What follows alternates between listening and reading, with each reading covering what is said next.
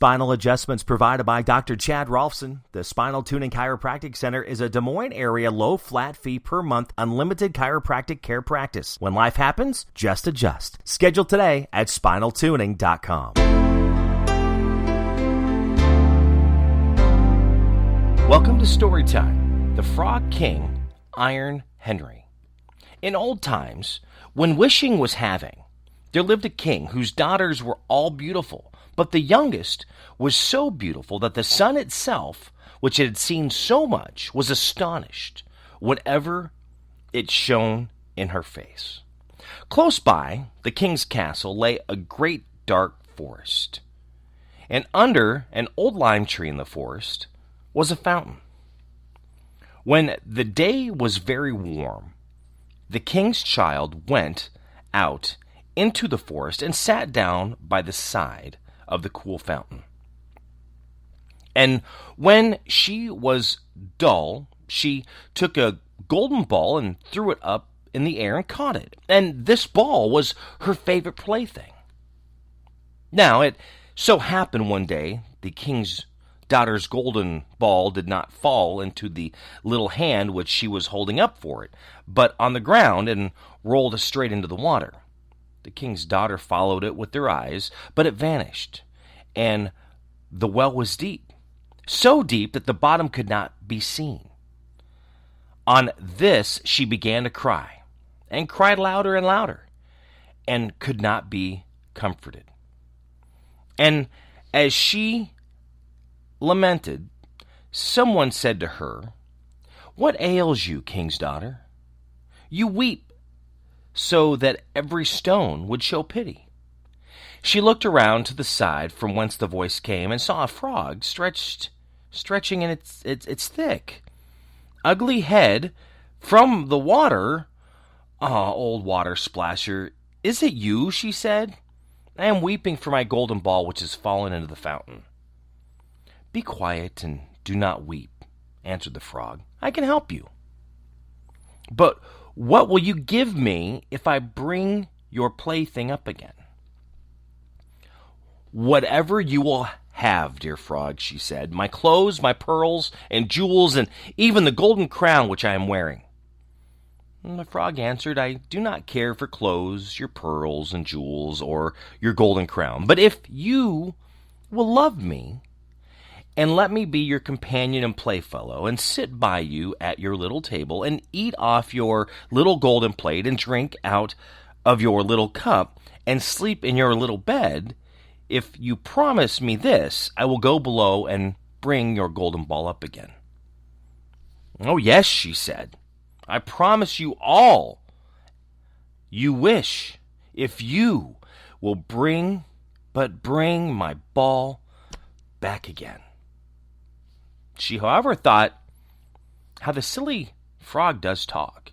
He lives in the water with the other frogs and croaks and cannot be a companion to any human being." But the frog, when he had received this promise, put his head in the water and sank down. In short time, he came swimming up again with the ball in his mouth and threw it on the grass. The king's daughter was delighted to see her pretty plaything once more, and picked it up and ran away with it. "Wait, wait," said the frog. "Take me with you. I can't run as you can."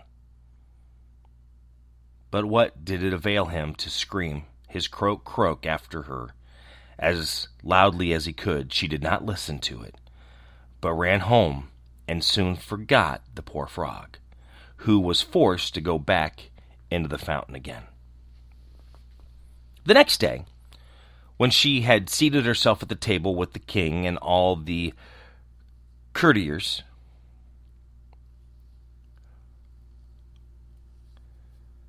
and was eating from the little golden plate, something came creeping, splish splash, up the marble staircase. When it got to the top, it knocked at the door and cried, "King's daughter, youngest, open the door." She ran to see who was outside, but when she opened the door, there sat the frog in front of it. Then she slammed the door in great haste, sat down to dinner again, and was quite frightened. The king saw plainly that Her heart was beating violently and said, "My child, what are you so afraid of? Is there a giant outside who wants to carry you away?" "Oh, no," replied she. "It is no giant, but a disgusting frog." "What does the frog want with you?" "Oh, dear father, yesterday when I was in the forest sitting by the fountain playing with my golden ball, it fell into the water. And because I cried so, the frog brought it out to me again, and because he insisted on it so, I promised him that he should be my companion, but I never thought he would be able to come out of the water, and now he's here and wants to come in." In the meantime, he knocked a second time and cried, "King's daughter, youngest, open to me.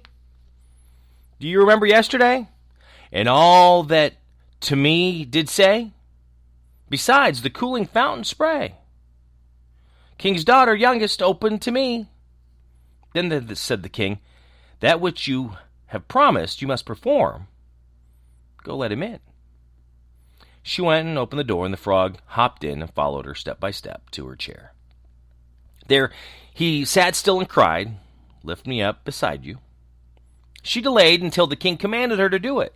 When the frog was once on the chair, he wanted to be on the table, and when he was on the table, he said, "Now push your little golden plate nearer to me so that I may eat with you." She did this, but it was easy to see that she did not do it willingly. The frog enjoyed what he ate, but almost everything and mouthful she took choked her. At length he said, "I have eaten and am satisfied. Now I am tired. Carry me into your little room and make your little silken bed ready, and we will both lie down and go to sleep."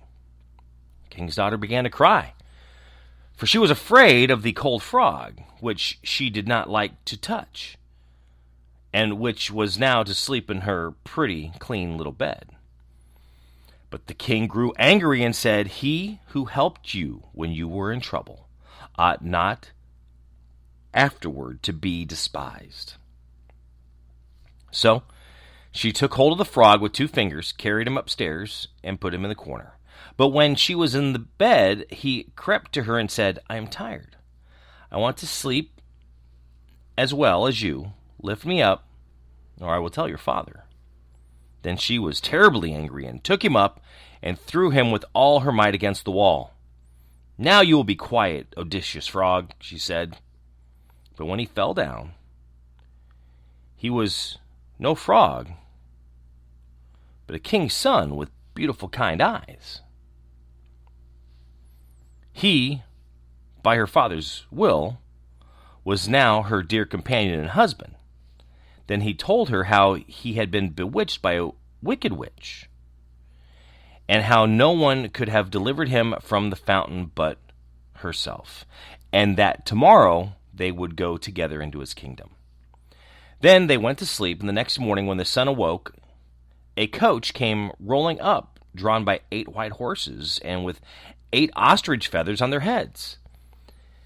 They were harnessed with golden chains, and behind stood the young king's servant, Faithful Henry.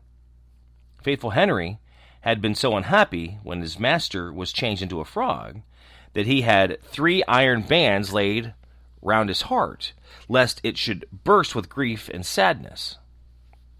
The coach was to conduct the young king into his kingdom. Faithful Henry helped them both in, and placed himself behind again, and was full of joy because of this deliverance. And when they had driven a part of the way, the king's son heard a crackling behind him as if something had broken. So he turned round and cried, "Henry, the coach does break." No, my lord. You do mistake. It is the band around my heart that felt such great and bitter smart. When you were in the fountain strange, when you into a frog were changed. And again, and once again, while they were on their way, something cracked, and each time the king's son thought that the carriage was breaking, but it was only the bands, which were springing from the heart of faithful Henry because his master was set free and was happy. The Frog King, Iron Henry. Thank you for listening to Storytime. If you enjoyed this, be sure to share it with others. You can subscribe to this podcast wherever you have found it. You can find other podcasts at my website, mybuddyjimmy.com. You can also follow along on YouTube, MyBuddyJimmy101, or on social media, Facebook and Twitter, at MyBuddyJimmy.